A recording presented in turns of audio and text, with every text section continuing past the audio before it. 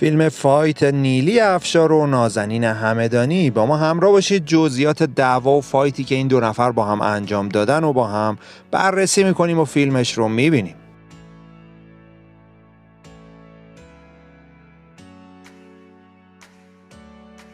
سلام چطورید رفقا؟ به کانال خودتون، کانال میم تیوی خیلی خوش اومدید. امیدوارم حالتون خوب باشه و اوضاع به کام باشه. خب نازنین همدانی و نیلی افشار رو احتمالاً خیلیاتون میشناسید.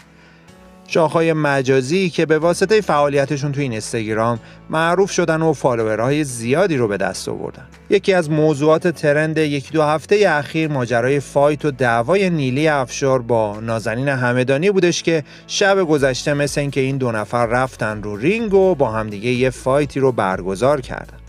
اما قبل از اینکه بهتون بگم که ماجرا چی بوده و از کجا این فایت شروع شده، یه ذره درباره گذشته این دو نفر براتون توضیح بدم. نیلی افشار رو احتمالاً میدونید، رل و پارتنر اصلی پویان مختاری بود و خیلی هم فکر میکردن که این دو نفر زن و شوهر رسمی هستن و به واسطه حضور پویان مختاری بودش که نیلی افشار از ایران پاشد اومد ترکیه و بعدم که اون دعوا اتفاق افتاد و از همدیگه جدا شدن. حالا جالبه بدونید که پویان مختاری یه برادر داره به اسم پدرام مختاری که اون برادر با یه خانومی به اسم نازنین همدانی توی رابطه بودش.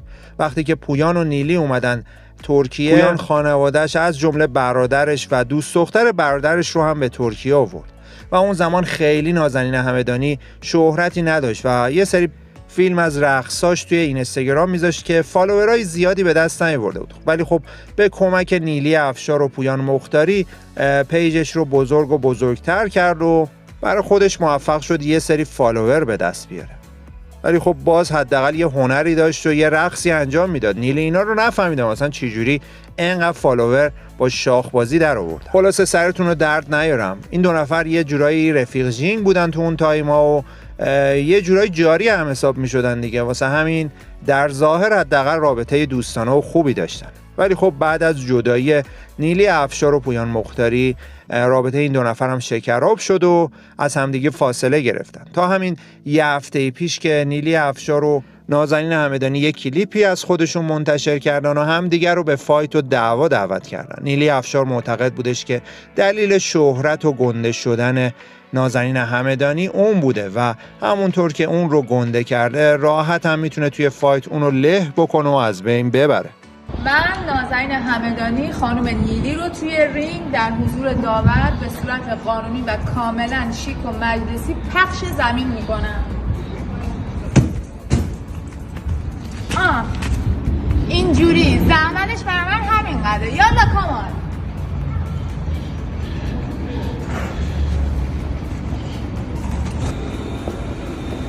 خانم نازنین همدانی، هر چه سریعتر رینگ رو به صورت قانونی حاضر کن، من منتظرم. همون جوری که خودم شاخت کردم همون جوری هم شاختو میشکونم تا دیگه واسه من کری نخونی. انبر دست پشه مالاریا توی رینگ.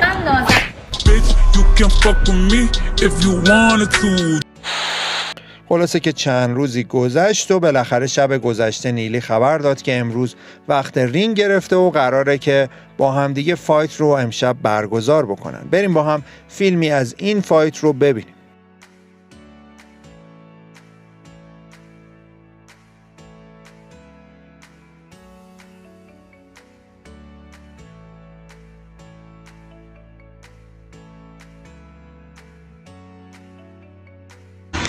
اومدیم سالن مسابقه، منتظر خبرهای بعدی باشید دیگه. نازی قوی اومده با تیمش. اردش نازی! یالا کامان!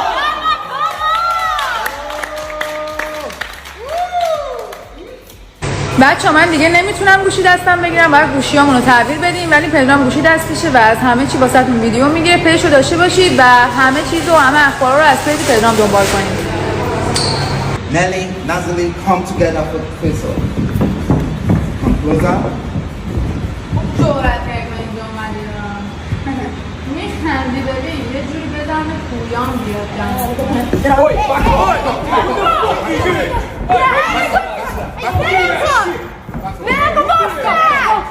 One, two, three. Nelly, Nazali, come together for the quiz. Come closer. جورت اینجا اومدیم میخندی ببین یه جوری بزن به پویان بیاد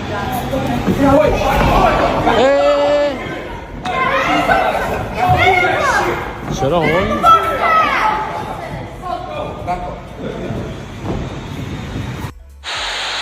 خب این ویدیو و تصاویری که دیدید مربوط به دیدار فیس تو فیس نیلی افشار و نازنین همدانی توی جریان فایتی که قرار برگزار کنن بود. آدم این تصاویر رو میبینه ناخودآگاه یاد مبارزه مارتین فورد و سجاد غریبی میفته که اون هم معلوم بودش کاملا فیک بوده. توی اون هم یادتون باشه سجاد غریبی نزدیک مارتین فورد شد و مارتین فورد با یه ضربه اون رو پخش زمین کردش. الان هم دقیقا همین اتفاق برای نازنین همدانی افتاد و در نقش سجاد غریبی ظاهر شد. اما بعد از این اتفاقی که افتاد و این حرکتی که نیلی افشار زدش، نازنین همدانی به صورتی که خیلی عصبانی شده بود اومد توی پیجش و صحبت‌هایی رو با مخاطباش انجام داد و گفتش که نیلی نامردی کرد و قرار نبودش که اینجوری انجام بده و قرار فقط یه فیس تو فیس ساده بودش بدون هیچ تاچ و تماس بدنی. نازنین همدانی توی چند تا استوری خطاب به مخاطباش گفت به جون مادرم مفبری کرد، تو رینگ نشونش میدم. بعدم ادامه داد داورا گفتن نباید به هم دست بزنید، مفبری کردی، فکر کردی زرنگی، تو رینگ نشون بده چندی، ناموسا نمیذارم نفس بکشی. اما پشت پرده ماجرا چی بوده؟ اونطور که خیلی از نزدیکان نیلی مدعی هستن کلا این فایت و دعوایی که برگزار شده یه قضیه سوری داشته و بحث شرط بندی و قمار وسط بوده. ماجرا هم اینجوریه که این دو نفر تبلیغ فایتشون رو توی پیجای مختلفشون میذارن، بعد ملت میان روی این دو نفر شرط بندی میکنن. رقم هر نفر که بیشتر بود اون توی فایت شکست میخوره و پولهای بیشتری گیره نازنین همدانی و نیلی افشار میاد. جدا از اون هم یه حاشیه‌ای برای پیجشون درست میکنن و از همین حاشیه هم کلی تبلیغ میگیرن و پول به جیب میزنن و کل ماجرا یه جورایی سوری هستش. نظر شما چیه دوستان؟ به نظرتون واقعا این دعوا بین این دو نفر اتفاق افتاده یا نه کلا ماجرای سوری بوده و برای گرفتن پول مردم و بالا کشیدن پولهای قمار و شرط بندی؟ نظرتون رو حتما بر ما بنویسید. از کلیپی هم که پخش شده به نظرتون مشخص هستش که دعوا سوریه یا نه؟ نظراتتون رو یادتون نره کامنت بکنید. یک دنیا هم سپاس برای اینکه این ویدیو رو لایک میکنید و کانال رو هم سابسکرایب میکنید. امیدوارم همیشه شاد و سلامت و پیروز باشید. تا ویدیوی بعدی خدا نگهدارتون. پیشنهاد میکنم در ادامه هم یکی از این ویدیوهایی که روی صفحه هست رو تماشا کنید.